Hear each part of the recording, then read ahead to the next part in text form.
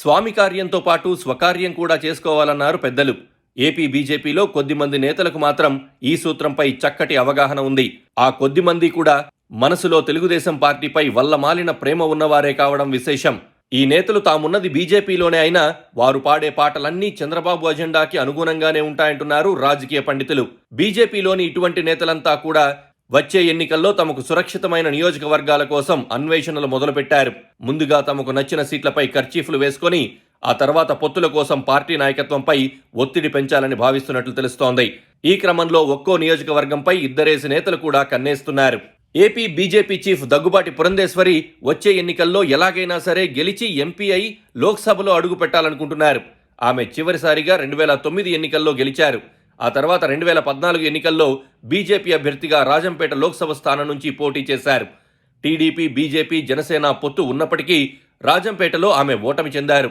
5 ఏళ్ల తర్వాత 2019 ఎన్నికల్లో మరోసారి లోక్సభ ఎన్నికల బరిలో అదృష్టం పరీక్షించుకోవాలనుకున్నారు.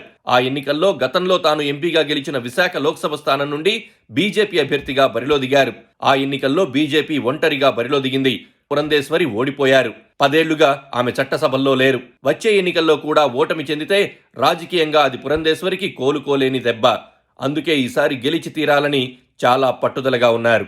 2 సార్లు తాను గెలిచిన విశాఖ లోక్సభ స్థానం నుంచే వచ్చే ఎన్నికల్లో బరిలోకి దిగాలని ఆమె భావిస్తూ ఉన్నారు. అయితే ఇక్కడే చిన్న సమస్య ఉంది. అదే విశాఖ లోక్సభ స్థానం నుంచి పోటీ చేయాలని బీజేపీ రాజ్యసభ సభ్యుడు జీవీఎల్ నరసింహారావు 2 ఏళ్ల క్రితమే పెద్ద కర్చీఫ్ కొని విశాఖపై వేసి ఉంచారు. అప్పుడే ఆయన విశాఖలో నివాసం ఏర్పాటు చేసుకున్నారు.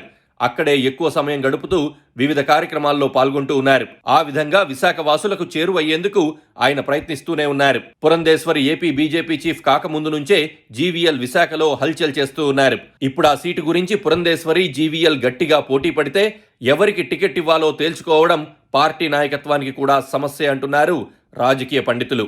ఇద్దరిలో ఎవరికి టికెట్ ఇచ్చినా కూడా బీజేపీ ఒంటరిగా పోటీ చేస్తే వీళ్ళు గెలిచే పరిస్థితి లేదు. విశాఖ తర్వాత విజయవాడ లోక్సభ స్థానానికి కూడా పోటీ ఉంది. ఈ నియోజకవర్గం నుంచి పోటీ చేసి ఎంపీ అవ్వాలని బీజేపీ నేత సుజనా చౌదరి ఆశలు పెట్టుకున్నారు. టీడీపీలో ఉన్నప్పుడు చంద్రబాబు నాయుడికి అత్యంత సన్నిహితుడైన సుజనా చౌదరి చంద్రబాబు ఆదేశాల మేరకే బీజేపీలో చేరానని అప్పట్లో ప్రచారం జరిగింది. ఇప్పుడు కూడా టీడీపీ, జనసేనలతో బీజేపీకి పొత్తు ఉంటేనే తనకు పోటీలో నిలబడగల సత్తా వస్తుందని సుజనా చౌదరి భావిస్తున్నారు. అందుకే చంద్రబాబు నాయుడు తరపున వకాల్తా పుచ్చుకొని టీడీపీతో పొత్తు కోసం బీజేపీ నాయకత్వంపై ఒత్తిడి తెచ్చే బాధ్యతను భుజాలకెత్తుకున్నారు సుజనా చౌదరి. ఇక్కడ ఆయనకు సొంత పార్టీ నుండే పోటీ ఉంది. విశాఖ లోక్సభ స్థానం ఆశిస్తోన్న పురంధేశ్వరి ఒకవేళ ఆ సీటు తనకు దక్కకపోతే విజయవాడ నుంచి పోటీ చేయాలని అనుకుంటున్నారట. తాను ఎక్కడి నుండి పోటీ చేసినా టీడీపీ, జనసేన మద్దతు బీజేపీకి ఉండాలని ఆమె భావిస్తున్నట్లు చెప్తున్నారు. విశాఖ, విజయవాడ లోక్సభ స్థానాలు రెండూ కూడా దక్కకపోతే హీనపక్షం నరసరావుపేట నుంచి పోటీ చేయాలని పురంధేశ్వరి ప్లాన్ గా పెట్టుకున్నారని అంటున్నారు. టీడీపీ నుంచి బీజేపీలోకి వెళ్లిన ఎంపీల్లో ఒకరైన సీఎం రమేష్ వచ్చే ఎన్నికల్లో కడప లోక్సభ స్థానం నుండి పోటీ చేయాలని భావిస్తున్నారు. సీఎం రమేష్ కూడా చంద్రబాబుకు అత్యంత నమ్మకస్తుడిగా ముద్రపడిన నేత. కడప జిల్లా జమ్మలమడుగు అసెంబ్లీ నియోజకవర్గం నుండి పోటీ చేయాలని మాజీ మంత్రి ఆదినారాయణ రెడ్డి భావిస్తున్నారు.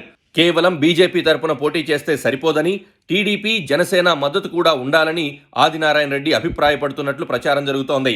బీజేపీ జాతీయ కార్యదర్శిగా ఉన్న మరో టీడీపీ అభిమాని సత్యకుమార్ అయితే రాజంపేట లోక్సభ స్థానం నుంచి పోటీ చేసేందుకు ఆసక్తి చూపుతున్నారట.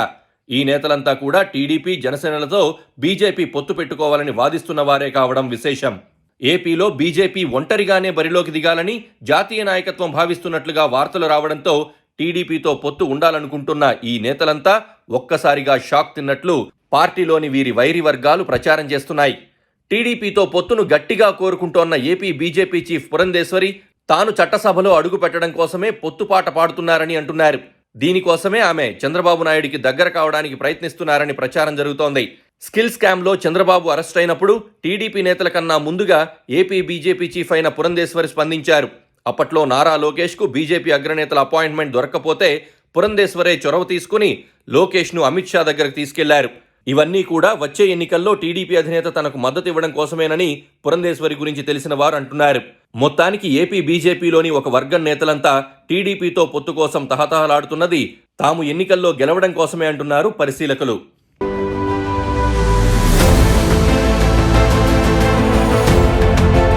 Please subscribe to Please subscribe to KTV Telugu. KTV Telugu. KTV Telugu. KTV Telugu channel.